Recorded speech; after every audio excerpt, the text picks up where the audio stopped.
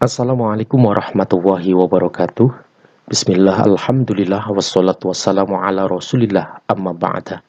Bertemu kembali dalam pembelajaran pendidikan agama Islam dan budi pekerti SMA kelas 11.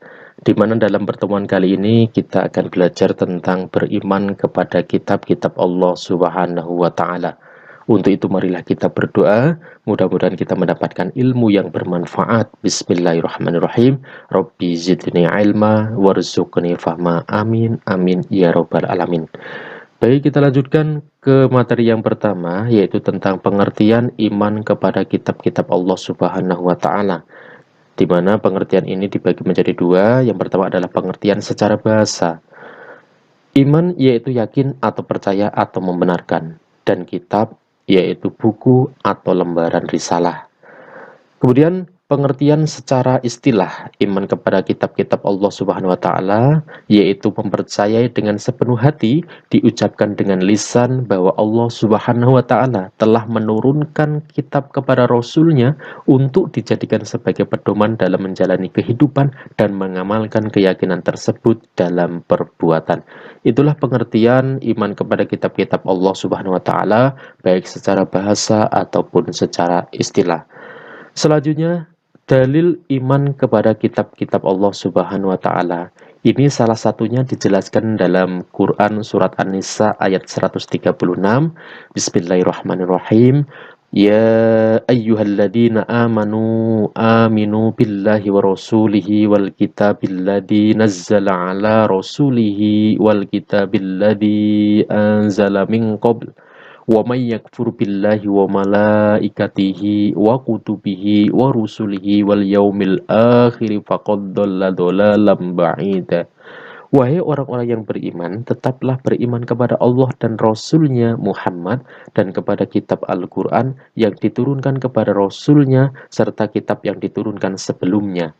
Barang siapa ingkar kepada Allah, malaikat-malaikatnya, kitab-kitabnya, Rasul-Rasul-Nya dan hari kemudian, maka sungguh orang itu telah tersesat sangat jauh. Quran Surat An-Nisa ayat 136. Kemudian cara kita mengimani kitab-kitab Allah Subhanahu wa Ta'ala. Yang pertama adalah kitab sebelum Al-Quran itu diimani secara ijmali atau secara global, yaitu mengimani kitab-kitab Allah tentang keberadaannya, bahwa Allah Subhanahu wa Ta'ala telah menurunkan kitab-kitab, yaitu Taurat, Zabur, Injil, tetapi tidak untuk diamalkan. Sedangkan yang kedua adalah kitab Al-Quran itu diimani secara tafsili atau secara rinci, yaitu meyakini, menghayati, dan mengamalkan kitab suci Al-Quran dalam kehidupan sehari-hari. Selanjutnya adalah perbedaan kitab dan suhuf, di mana kitab itu berbentuk buku atau sudah dibukukan dan isinya lebih lengkap, sedangkan suhuf itu masih berupa lembaran-lembaran terpisah dan isi suhuf sangat sederhana. Sedangkan persamaan dari kitab dan suhuf itu keduanya adalah sama-sama wahyu dari Allah Subhanahu wa Ta'ala. Suhuf-suhuf Allah Subhanahu wa Ta'ala itu diberikan kepada para nabi, di antaranya Nabi Idris alaihissalam menerima sebanyak 30 suhuf, Nabi Sis alaihissalam menerima sejumlah 50 suhuf, Nabi Ibrahim alaihissalam menerima 10 suhuf, Nabi Musa alaihissalam menerima 10 suhuf. Bismillahirrahmanirrahim. Inna hada lafis suhufil ula suhufi Ibrahim wa Musa.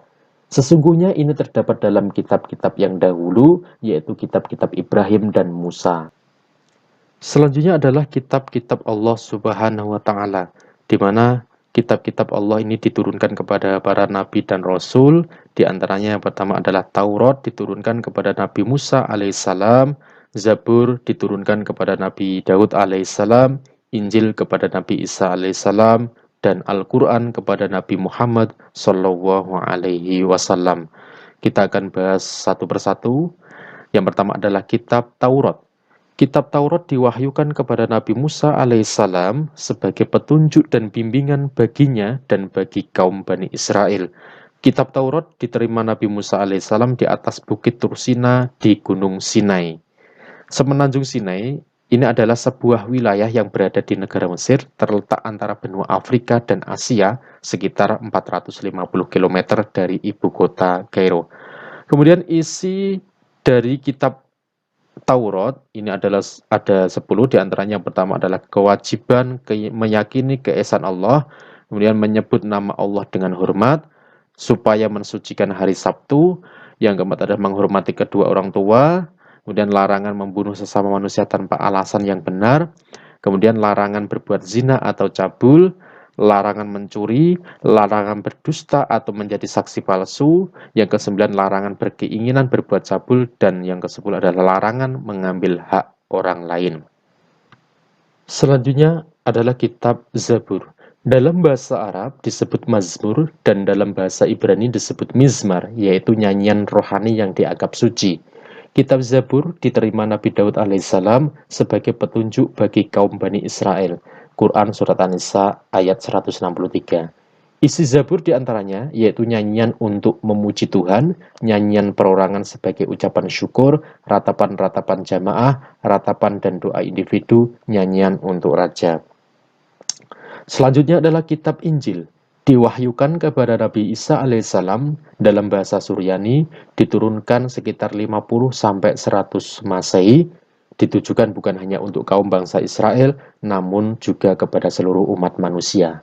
Kitab Injil berisi perintah untuk kembali pada tauhid yang murni, ajaran yang menyempurnakan kitab Taurat, pembenaran terhadap kitab-kitab yang diturunkan sebelumnya, dan ajaran agar kita hidup sederhana dan menjauhi sifat tamak.